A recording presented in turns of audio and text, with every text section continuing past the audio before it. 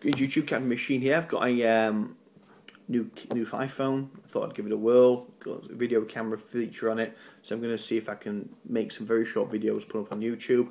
And with me carrying this around with me, that means I might be able to take video of things I see out and about. And if it's easier to do it this way, then you'll get a couple of micro episodes between the bigger episodes to tide you over and more content for you. Either way, before we get right into the topic, my white dwarf arrived in the post today, only a day late, but it's an improvement. It's not a week late anymore. And it came with this, a Dreadfleet pamphlet. Look, can you see that in there? Look, last chance to buy. They're going to be keeping that until about June next year, my guess. Maybe even July. If it sells up before, then I won't be surprised, but I would not be even more surprised if you can buy that off the Games Workshop website in the summer of 2012, because I think that Games Workshop dropped the ball on this one, and my opinion is there's this. When it comes to limited edition stuff, they released Space Hulk last year, and Space Hulk did really well. Space Hulk sold out almost immediately, and Games Workshop must have looked at that and gone, limited edition box set.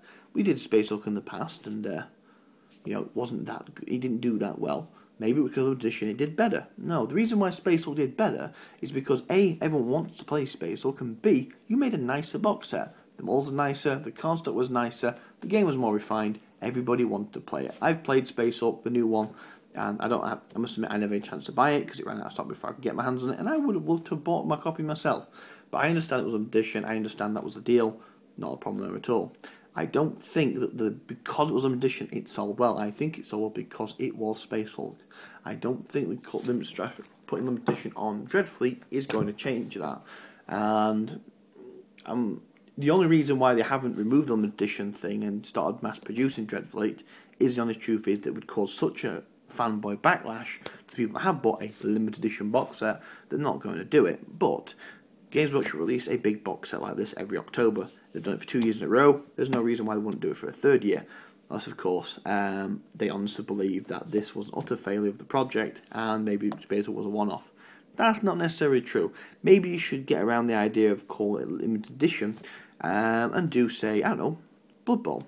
The limited edition box set of Blood Bowl contains the revised rulebook, which is basically a print-up and coloured version of the PDF, which is out and about right now. Some limited edition teams, maybe some orcs and goblins, I don't know, humans, dwarves, whatever you want to put in there, but 2 teams, limited edition models only come in that box set, right? Off the back of that, you've got your nice little board as well, limited edition board, and your dice and all the rest of it. Fantastic.